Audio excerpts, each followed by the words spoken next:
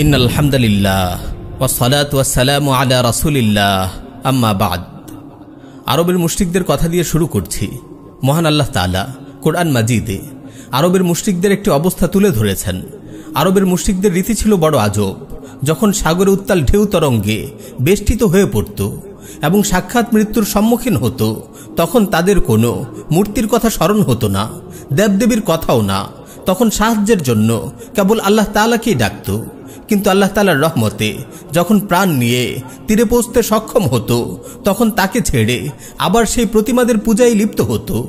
তাদের এই বিপরীতমুখী অবস্থা সম্পর্কে মহান আল্লাহ তাআলা বলেন, ফাইযা রাকিবু ফিল ফুলকি দাউল্লাহা মুখলিসিনা লাহুদ্দিন ফালাম্মা নাজ্জাহুম ইলাল বাররি ইযা হুম ইউশরিকুন।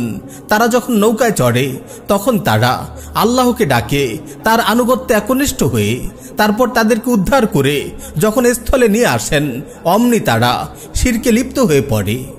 অন্যত্র তিনি আরো বলেন, ওয়াইযা গাশিয়াহুম মাউজুন কাযযুলালি দাউল্লাহা মুখলিসিনা লাহুদ্দিন ফালাম্মা নাজ্জাহুম ইলাল বাররি ফামিনহুম মুকতাসিদ ওয়ামা ইয়াজহাদু বিআয়াতিনা ইল্লা কুল্লু খাত্তারিন কাফুর। উত্তাল ঢেউ তরঙ্গ যখন মেঘচ্ছায়ার মতো তাদেরকে আচ্ছন্ন করে, তখন তারা আল্লাহকে ডাকে ভক্তি বিশ্বাসকে তারই জন্য খালেস করে। অতঃপর তিনি যখন তাদেরকে উদ্ধার করে স্থলে নিয়ে আসেন, তখন তাদের কিছু সংখ্যক সরল পথে থাকে, অবশিষ্ট সকলে পুনরায় শিরকে লিপ্ত হয়। প্রত্যেক এমন লোকই কেবল আমার আয়াতসমূহ অস্বীকার করে, যারা ঘোর বিশ্বাসঘাতক, চরম অকৃতজ্ঞ। প্রিয় মুসলিম ভাই ও বোন, আজকে আমাদের সমাজের মানুষের অবস্থাও যেন আরবের মুশরিকদের মতো অদ্ভুত হয়ে আছে। আমরা প্রচন্ড বিপদের সময় গভীরভাবে ইসলামকে আঁকড়ে ধরি, আল্লাহকে ডাকি এবং আল্লাহকে একমাত্র উদ্ধারকারী হিসেবে বিশ্বাস করে তার কাছেই বিনীত হই। আন্দোলনের সময় আমরা দেখেছি মানুষ কত স্বতঃস্ফূর্তভাবে শহীদ, শাহাদাত শব্দগুলো উচ্চারণ করেছে, আল্লাহর কাছে শাহাদাতের তামান্না ব্যক্ত করেছে, নামাজ, দোয়া, তাহাজ্জুদ ইত্যাদির মাধ্যমে আল্লাহর কাছে এই স্বৈরাচার থেকে মুক্তি চেয়েছে, বিজয়ের জন্য প্রার্থনা করেছে। সকলে মিলে ঈমানই এমন এক আবহ তৈরি করেছে, কেমন যেন মানুষ একমাত্র আল্লাহর দাসত্বকেই মেনে নিয়েছে। একই অবস্থা আমরা দেখি প্রাকৃতিক দুর্যোগের সময়। এই বন্যার সময় মানুষ দুহাত তুলে আল্লাহর কাছে সাহায্য চাইছিল। মসজিদের মাইকে ঘোষণা করে করে মানুষ একে অপর থেকে ক্ষমা চেয়ে নিচ্ছিল। সবাই তাওবা ইস্তেগফার করছিল, আল্লাহর দিকে ফিরে আসার ঘোষণা দিচ্ছিল, আবার আল্লাহর জন্য একে অপরের সাহায্যে এগিয়ে আসার আহ্বান জানাচ্ছিল। এই যে তাওবা ইস্তেগফার, মুনাজাতের কান্নাকাটি, বিপদ থেকে মুক্তির জন্য কাকুতি মিনতি, একে অপরের কাছে সাহায্যের আহ্বান, একে অপরকে সবরের ওসিয়ত করে সান্ত্বনা দেয়া, এই সবই তো হচ্ছিল আল্লাহ রাব্বুল আলামিনের নামে। আসলে বিপদের মুহূর্তে আমরা ঈমানকে আঁকড়ে ধরি। আমাদের অবস্থা দেখলে মনে হয় আমরা পাক্কা ঈমানদার হয়ে গেছি। এই যে আমরা বিপদের সময়, বিপ্লবের সময়, দুর্যোগের সময় আল্লাহকে ডাকি, আল্লাহর উপর বিশ্বাস রাখি এবং তার ক্ষমতার উপর আস্থা রাখি, ঠিক আমরাই আবার শাসনের ক্ষেত্রে এসে মহান আল্লাহ তাআলার উপর বিশ্বাস রাখতে পারছি না, তার প্রজ্ঞার উপর আস্থা স্থাপন করছি না। আমরা এখানে এসে আল্লাহকে ভুলে বসছি, তার দেয়া শাসন ব্যবস্থাকে প্রত্যাখ্যান করছি, তার শরিয়াকে অবজ্ঞা করছি। শাসনের ক্ষেত্রে এসে আমরা মানুষের তৈরি আইন ও সংবিধানের উপর বিশ্বাস ও আস্থা স্থাপন করছি, মানুষের বানানো শরিয়াকে কামনা করছি।